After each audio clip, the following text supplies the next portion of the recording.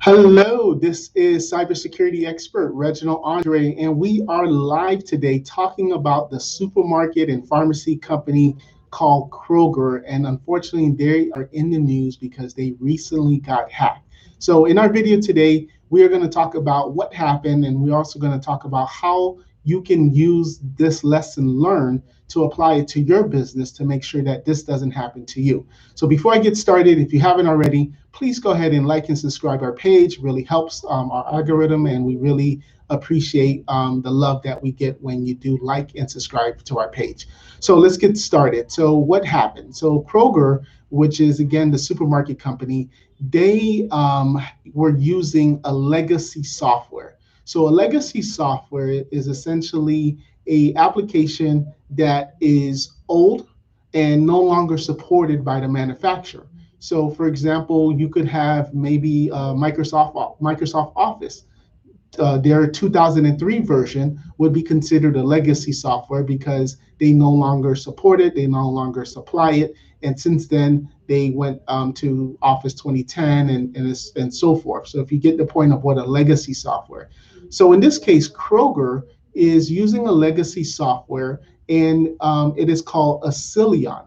And Accellion is the name of the company that is providing the software. So this is what now we get to is what we call a supply chain. So Kroger had a need where they needed to be able to transfer files from one of their servers to another.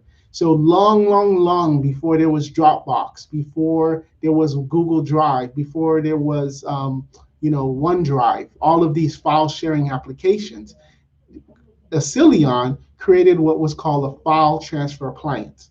So what that means is if, for example, you had Kroger and you had someone at a supermarket, maybe the manager needed to send photos of the aisles to show corporate that they were following the schematics of what they provided.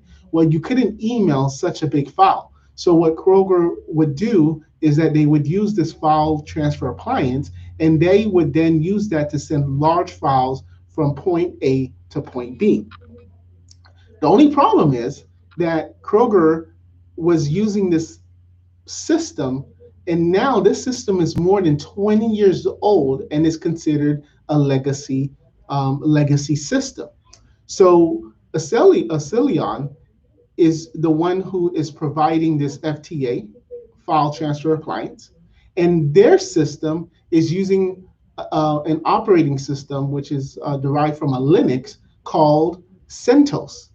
And I don't know if you're more than about 35, 40 years old, at one point of your life, you may have even heard of CentOS. That was kind of like, oh, the Windows Server, the CentOS server, CentOS. It was an operating system. So essentially, what happened probably around November of last year, what happened is CentOS stopped providing updates to their application. And they said, look, guys, this thing is 20 years old. There's way better and newer things. We're no longer going to support this. So then anybody using it, you guys got to get your act together, but we're no longer going to support this.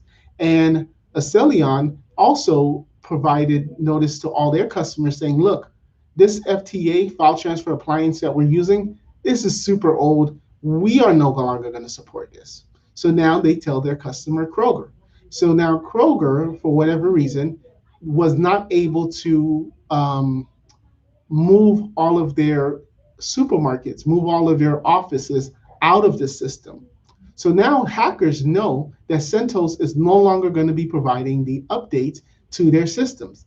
And what do they do? What do they do with legacy software? They now go after it because they know just because the manufacturers are saying or the programmers are saying we are no longer going to support it, they know that corporations move slow. They're big, so they move slow. And they know that because of this, there's prime opportunity to find problems within that program so that they can hack in and therefore now hack into the system.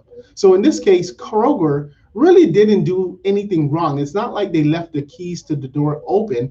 It was just that the program that they were using, who was also using another program, that's kind of where it happened. So of course now everybody's pointing fingers and blaming everybody, but nevertheless, at the end of the day, it's Kroger that's on the news. Nobody cares about Accellion. Nobody cares about CentOS. Nobody cares about that because now Kroger is having to send letters to their employees and to their customers saying, hey, it's very possible that your social security number was released and any of your personal identifiable information was also now released and is out in the dark web and for hackers to sell and to use for bad reasons. So this didn't only just happen with Kroger. This also happened with many other companies. For example, the Reserve Bank of New Zealand, the University of Colorado, and most importantly, this one, which is big, which is probably a video of itself, Washington State Unemployment Office. They just recently uncovered 1.6 million massive unemployment fraud last year. 1.6 million people went to unemployment, and basically, let's just say, for example, I'm one of those people at Kroger, and now my information gets out. So then now the bad guys know my email address, they know my phone number, they know my social, they know my address, they may know my payroll information since I was an employee of Kroger, and now they know I live in Washington. So what the bad guys did is basically kind of put on a hat and says, oh yeah, I'm this guy, I'm this person. Here, I don't have a job. Washington State, pay me unemployment. Washington State, pay me unemployment. Put it in my bank account. Put it in this bank account. And they now use that information to then now go after the government to get money. So this is a big thing because this only was detected back in November of last year. And as all of these cybersecurity things, we're just now slowly peeling the information. And honestly, no one will ever know how bad it is. Do you ever get phone calls from warranty to renew your car warranty? Do you ever wonder how they got your information? It's honestly because you gave your information somewhere, that somewhere got hacked, that company got hacked, and then it goes into a large database, and that's how you get your warranty phone calls about your car, your vehicle. How do they know I have a Toyota? Like, how do they know this? It's because somebody within the supply chain, their information got hacked. So now going towards how this can apply to your business, hackers know when they get the same notice that you get. In fact, they probably get it. They actually look out for it when the company announces that they're going to have an end of life, that the program that someone's been using for a long time is going to stop working. These hackers, that's when they start, because right now when things are getting patched and things are getting updated, hackers they're still going to try to see if they can get into the system, but they're not going to try as hard. They're not going to put as much resources. And as soon as something is end of life and the manufacturer says we're not supporting anymore, we don't care, that's when the hackers are going to go. So in your business, what end of life products do you have? Does your employees have that old Microsoft Office? Does your employees have maybe an old QuickBooks or some type of financial database that they go to every once in a while just to get something? These are the exact examples of legacy software that hackers are going after. Because again, you can have the great fortress, you can have the antivirus, the firewall, the threat detection, and everything like that. But all the hackers have to do is just go right around that and go to that software that's allowed because it's a legit software.